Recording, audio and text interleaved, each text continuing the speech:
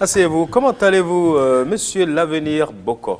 Je vais très bien, bonjour. Ça va? Ça va, merci. Merci d'avoir accepté notre invitation et surtout de partager ces moments avec les personnes du troisième âge dont vous défendez les intérêts.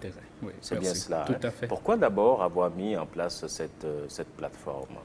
Merci. Et la plateforme des organisations de protection et de défense des intérêts des personnes âgées a été mise en place en mai 2016, dont l'objectif est de protéger et de soutenir toutes les actions concernant les personnes âgées. Comment travailler à faire participer ces personnes âgées au développement de notre pays. Parce que nous constatons dans notre contexte que parfois ces personnes sont ignorées et il faut travailler vraiment à profiter des expériences qu'elles ont acquises afin de pouvoir faire développer notre nation. Et il n'est pas rare de constater aussi des cas de maltraitance. Et pour éviter ces genres de déviance, la plateforme a été mise sur pied pour lutter contre toute forme de maltraitance aussi à l'égard des personnes âgées. Oui. Alors, des personnes âgées qui sont très vulnérables par ces temps de coronavirus, qu'est-ce que vous avez à leur dire ou bien comment est-ce que vous défendez leurs intérêts par ces temps-ci? Tout à fait.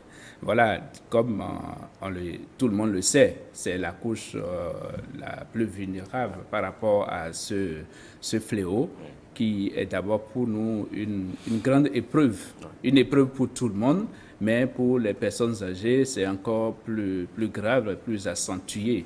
Et voilà quand vous prenez un peu les théories du vieillissement, une personne qui a vieilli a du coup perdu certaines défenses immunitaires, parce que le corps n'a plus le même discernement par rapport à tout ce qui entre en lui.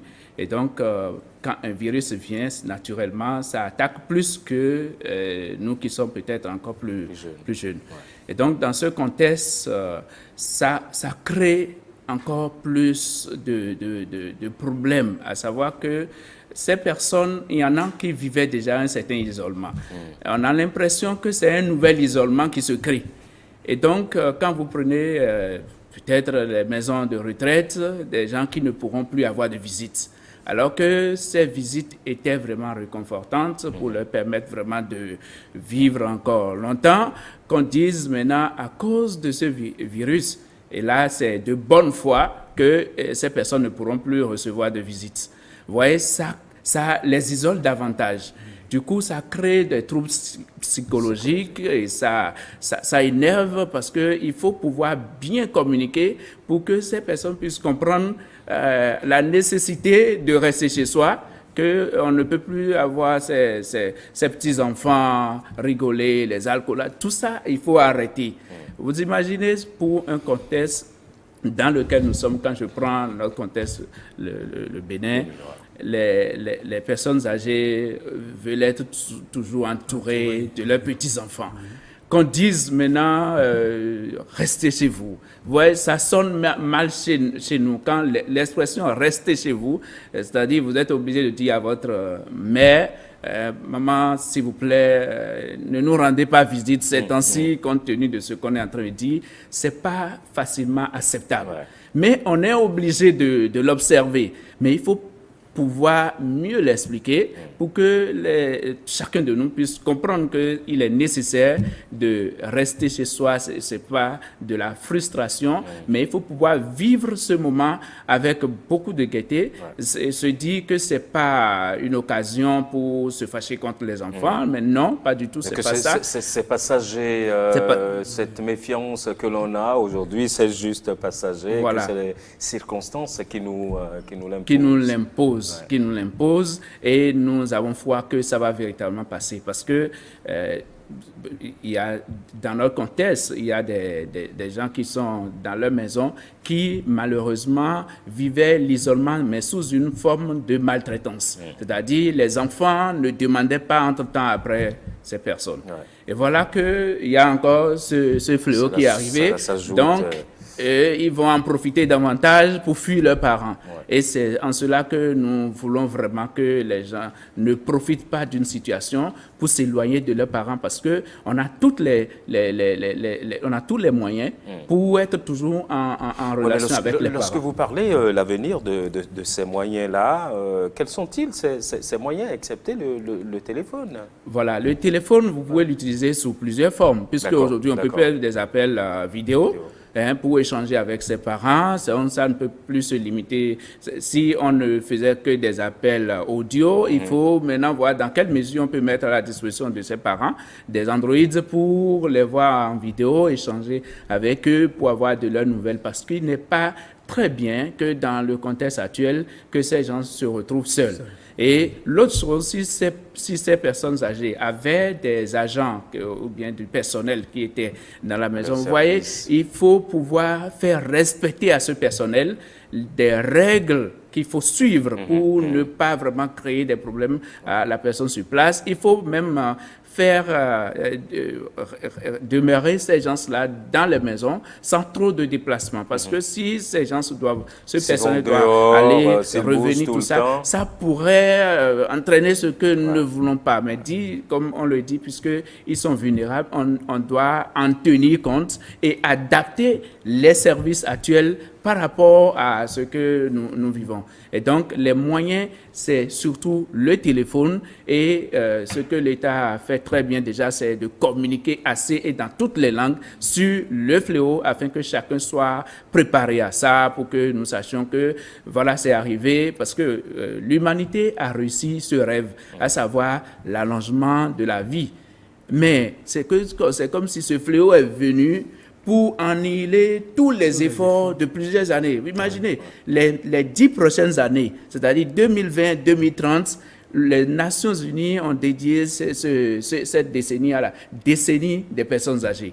Et donc, l'objectif est de travailler davantage à une longue vie et en bonne santé.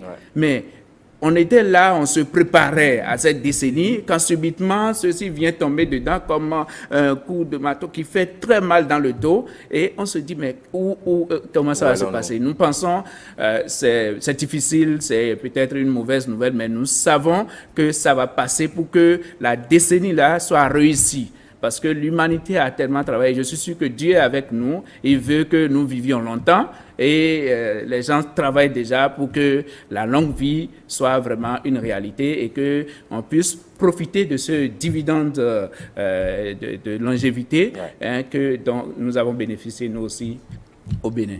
Ouais. Bien sûr. Vous avez une question? Oui, j'ai une question. En fait, c'est une inquiétude. Vous savez, chez nous, on parle de bibliothèque pour les personnes âgées. Et les personnes âgées aiment bien, vous l'avez dit, rester en famille. Qu'est-ce que vous pensez des maisons de retraite? Est-ce qu'il en faut en Afrique et au Bénin, chez nous? Parce qu'on a tendance à penser que ça les éloigne. Et ces personnes aussi pensent que, les personnes du troisième âge, pensent que les maisons de retraite les éloignent de la famille. Et vous pensez qu'il faut vraiment maintenir ce système occidental au Bénin, ou bien on reste avec nos personnes âgées? Merci beaucoup. C'est une question qui nous revient chaque fois et c'est une grande préoccupation. En fait, pour comprendre ça, il faut d'abord se demander quelles sont les personnes qu'on retrouve normalement dans les maisons de retraite. Vous savez, dans une maison de retraite, on y va par type de personnes âgées. C'est-à-dire, il y a ceux qui l'ont voulu et qui se sont retrouvés vraiment dans une maison de retraite, mais il y a ceux à qui cela s'impose du fait que vous êtes peut-être une personne âgée et peut-être vous n'avez pas eu la grâce d'avoir des enfants, je suppose, et maintenant vous êtes seul et que peut-être vous n'avez pas non plus les moyens de vivre vraiment dans votre domicile. Il faut du personnel, mais que vous n'avez peut-être pas les moyens pour payer. Et donc, il y a donc des cas où c'est des gens vulnérables, mais il n'y a pas nécessairement tous les moyens qu'il vous faut pour pouvoir vivre chez vous. En ce moment, vous avez besoin d'être dans un contexte où on peut mieux s'occuper de vous. Donc, quand on ne comprend pas ça de cette façon, on a toujours l'impression qu'on est allé jeter les parents quelque part, mais ce n'est pas du tout ça. Et là, vous utilisez la bonne expression, on est allé jeter, on est allé garer quelque part voilà. Donc, les personnes âgées. Les gens ont réfléchi pour mettre le truc en place en Europe, dans l'Occident, tout ça. Mais ça a commencé ici aussi, et on le fait. Et on sait que c'est devenu un réel besoin, parce que avoir des agents à la maison, un personnel qui s'occupe de vous à la maison, c'est un luxe. C'est pas donné à tout le monde, parce que c'est tout un travail qui se fait, le personnel qui doit faire du sport avec toi à la maison, te donner à manger et tout ça.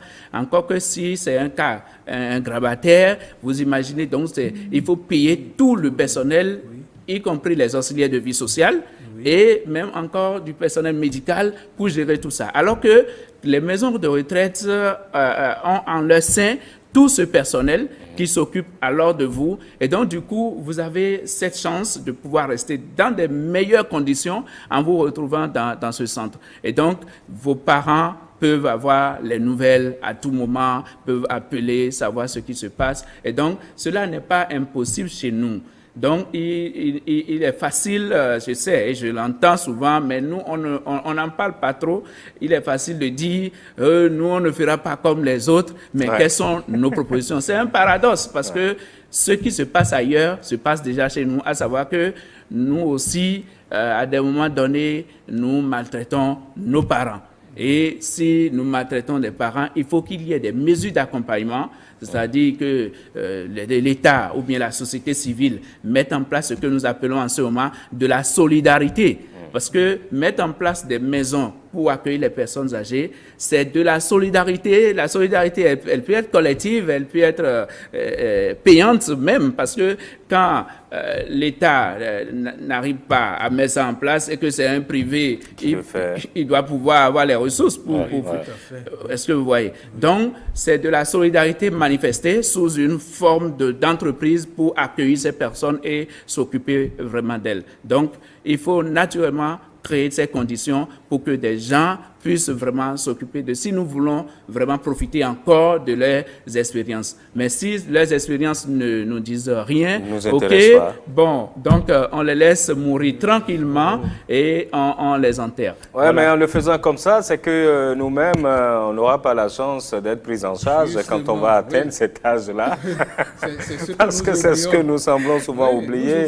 Et j'ai souvent mal quand je rencontre des jeunes qui voient en toute personne âgée un sorcier. Tout à fait, tout à fait. Ça, c'est une forme de maltraitance. Voilà. C'est un drame psychologique. J'entends même des jeunes dire, moi, j'aime pas les personnes âgées. Ça me fait rire. Je dis, mais vous n'aimez pas les personnes âgées. Mais vous priez pour vieillir, pourquoi alors? Exactement. Prier, il faut vite mourir au lieu de dire, je n'aime pas les personnes âgées. Parce que le jeune d'aujourd'hui, c'est le vieux de demain. Forcé. Mais vous priez, vous demandez, Seigneur, je veux vivre longtemps. Mais vous voulez vivre pour faire quoi? En fait, je les comprends un peu pourquoi. C'est-à-dire, notre environnement, ce que ça nous offre aujourd'hui comme image des personnes âgées, c'est ça qui fait que les gens se disent, donc moi-même, je serai comme ça après. Et comment? Parce que pour la plupart, vu qu'il n'y a pas assez de dispositifs qui donnent de la valeur aux personnes âgées, et c'est des gens qui, à cet âge, regardez, quand vous allez dans certaines entreprises, et moi, ça me choque quand même des structures publiques engagent des personnes âgées comme des gardiens dans leurs structures. Une comme personne âgée, on fait travailler encore une personne âgée pour dire que maintenant, le monsieur se déplace à peine. Et c'est lui qui est gardien dans une entreprise publique. C'est des choses comme ça. Quand les gens voient, ils disent, mais vraiment, donc moi-même, je serais ça. Ou bien, vous voyez, avec la consommation, ce que nous mangeons, tout ça, quand au vieux jour, tu tombes et qu'un AVC te chope, bon, tout le monde, on se dit, ah, donc si on vieillit, on pense que tout le monde doit passer par là. C'est pas ça nécessairement. Il faut juste qu'à partir de maintenant, nous sachions bien manger, faire le sport, faire tout ce que nous devons faire et demander la grâce de Dieu pour vivre longtemps, mais en bonne santé. Et c'est ça qui doit être recherché. Maintenant, c'est la misère sur les visages de certaines personnes âgées qui fait que les jeunes disent, bon, nous, on ne veut pas vraiment faire chaud là. Moi, ou bien, vous voyez, nous assistons des personnes âgées, vous allez voir, quand vous entrez dans leur cadre, vous n'avez pas envie de quitter. Parce que vous voyez que les enfants prennent tellement soin Et vous dites, mais quelqu'un de 98 ans, quelqu'un de 99 ans, 100 ans, nous en avons et nous les suivons. Et on remarque que, c'est-à-dire le lien social, c'est-à-dire l'amour que les enfants ont encore pour ses parents, fait que ces gens-là vivent encore longtemps. Oui. Mais si on pense déjà que c'est une charge pour nous, voyez, là, c'est foutu. Ça pose un problème. Mon cher L'Avenir Bokom, merci beaucoup d'être venu sur... Vous avez parlé il est là. De son prénom, c'est L'Avenir. L'Avenir. C'est comme s'il avait déjà, dès sa naissance... C'était déjà c'est L'Avenir Bokom. Merci à vous aussi. Merci beaucoup d'être venu sur le plateau de 5 sur 7 matin.